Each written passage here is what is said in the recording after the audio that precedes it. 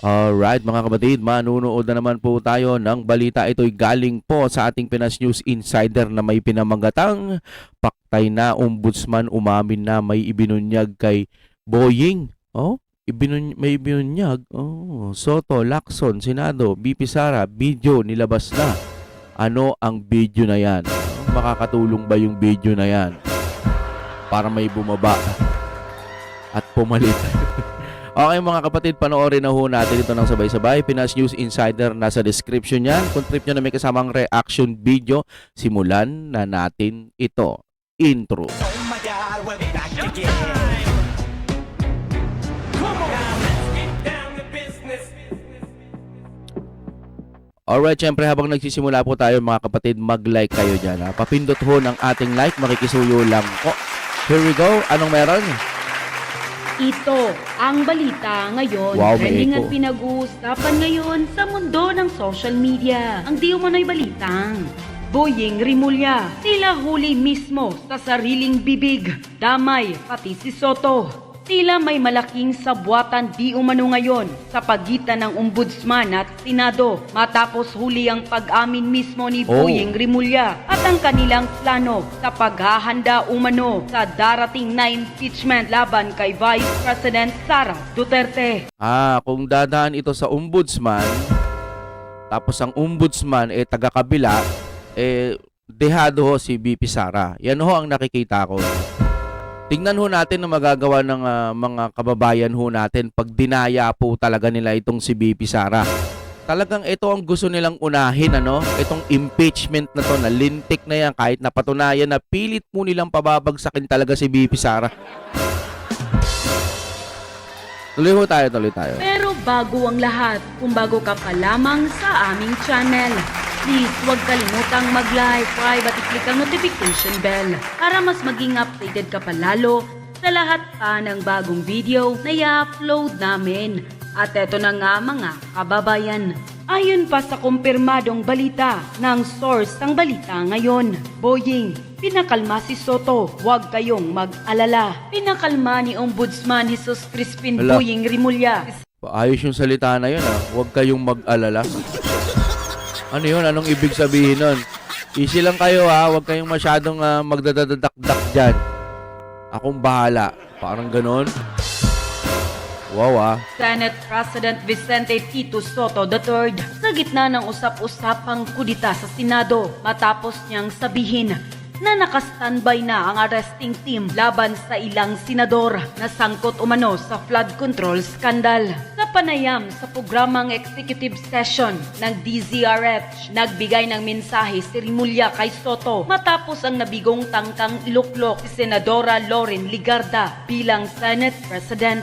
Huwag kayong mag-alala, yung arresting team naka-standby na, pahayag ni Rimulya. Ayon sa ombudsman, handa na umano ang mga otoridad na kumilos laban sa mga personalidad na iniimbestigahan na maaring magpahina sa grupong gustong patalsikin si Soto sa pwesto. Bagamat hindi niya pinangalanan ang mga posibleng maaresto kabilang sa mga iniimbestigahan ng Department of Justice o DOJ, sina Senator Joel Villanueva, Jinggoy Estrada, Francis Ba't kaya napunta dyan bigla yung usapan,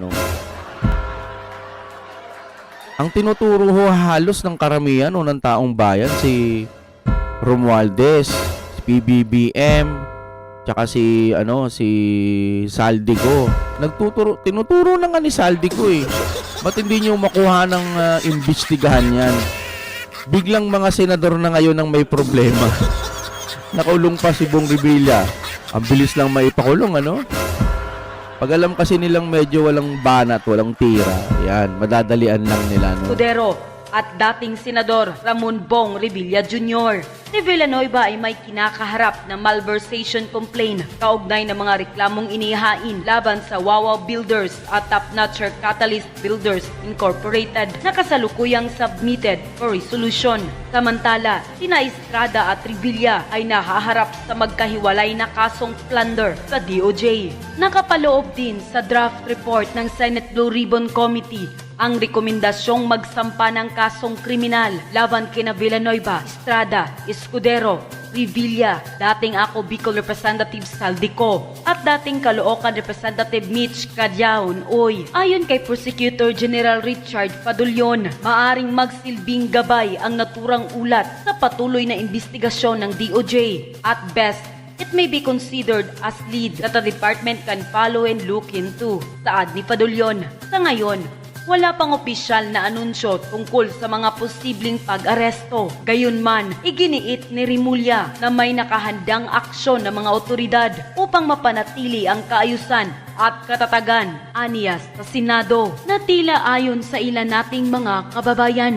Ito ay isang mensahe na may dobling kahulugan, na tila naghuhudyat ng isang planong tila may sabwatan, na parabagang may gustong pabagsakin para lamang di umano maisakatuparan ang kanilang personal na kagustuhan. Alam niyo mga kapatid, ang nakikita ko dito, isipin nyo, Supreme Court na lamang po yung patas lumaban na inaakala pa nilang maka-DDS daw, no?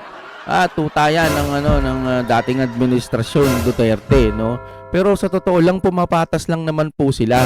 Kasi itong administrasyon na to, nakikita ko puro mali-mali na ho yung mga galawan. Pinipilit pa rin nila hanggang sa makalusot, binabali-bali nila yung law.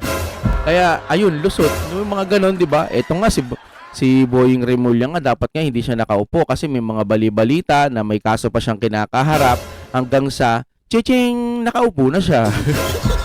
Yung sa Senado, palitan ng ng naging ng tawag diyan, Senate President. 'Di ba dapat nagtutuloy sila Marcoleta. Nagulat tayo isang araw biglang chiching, si Senator Soto na, nag-school bukol na at nagpinglakson na. Magpasa hanggang ngayon, magmula noon, wala na pong pwedeng makulong ng mga kapartido nila. Diba? Kung ituturo mo si Tambalos-Los daw, di umano, ikaw naman ang hahainan nila at sisilipan nila. Yun ang nakikita ho natin magmula pa noon. Kaya masakit lang isipin dito sa ating Pilipinas kung mahal ngayon. Pwede nga talagang ma-impeach si BP Sara sa pamamagitan po ng pagmamagic nila. Biruin mo, nang dahil kay BP Sara, nagsanib puwersa yung kakamping tsaka yung kapartido ni PBBM na dati magkalaban yan, no? Dati, di ba, nagsisiraan, ngayon, naghihimuran na. Naghihimuran, magkakampi na, di ba? Ang galing nila. Pasalamat kayo kay BP Sara kasi nagsasanib-sanib puwersa kayo. Pero, ang pangit lang, nakikita nyo na ang taas ho ng survey ni BP Sara. Trust rating, ibinoto ng taong bayan, mataas ang boto. Nagtitiwala ang taong bayan. Tapos, ginaganyan ninyo, sasabihin nyo taong bayan ng may gusto ng impeachment. Kita nyo, ang daming nagrally, iglesia pa lang, sobrang dami na. Ayaw nila ng impeachment, gusto nila katahimikan. Unahin po yung mga dapat unahin dito sa Pilipinas. Pero sa tuwing nakakarinig tayo ng mga balita, ang laging inuuna ay puro impeachment. Ito lang nakikita natin, lagi na lang ganun. Andro Libiste, may video laban sa mga mastermind at mga tumatanggap ng kickbacks. Abay, nasabi niya na ito dati, di ba? At halos lahat daw ng politiko nakatanggap, pati ang nanay niya. At sinabi rin niya na may mga kongresista daw sa Davao na hindi nabigyan dahil kalaban sa politika. Ang pinakamatindi rin pati nanay nabigyan. Di ba? Ang tindi ng tagas ng ngayon, no? Ng bigayan ngayon hanggang sa magulang para nakakarating. Ang galing. At siyempre, si BP Sara, wala ring insertions dahil alam nyo na. Pero ngayon, Isipin nyo, walang insertion, etc. Sabihin na lang natin, o hindi nabibigyan ng mas malalaking budget sana. Si BP Sara ba ang talo? Hindi ba't yung taong bayan na sinasakupan ng BP Sara? O kaya ng mga ibang kongresista? Paano kung may mga gagawin sa kanilang magandang tulay, mas magagandang mga daanan, kalsada, o basta yung makakatulong po na mapaunlad po yung mga lugar nila, mga lokal natin, no? Halimbawa sa Metro Manila, Quezon City, mas mapalago pa, Caloocan, yung mga ganun, paano pa mapapalago kung maliit lang yung budget na ibibigay? Kung malaki ang budget, huwag kukurakutin, ilaan po dapat doon sa mga bagay na mapapaganda yung lokal. sa iba't ibang mga lugar. Ang problema, ginaganito nila sila BP Sara, kung etc. Basta yung mga ayaw, mga kaalyado ng mga Duterte. Anong mangyayari sa Pilipinas kung ganito? Wala ganyan talaga ang politika. Madadamay na madadamay ang mga mahihirap. Kaya po tayo mga kapatid, bumoto ho tayo sa tama. Huwag ho tayo doon sa mga alanganin. Pakiusap po, umayos tayo sa susunod na botohan. Kaso ang nakakalungkot, kung yung Comelec naman magmamagic. Kung magmamagic, wala rin tayong magagawa. Yun po ang pinakamasakit.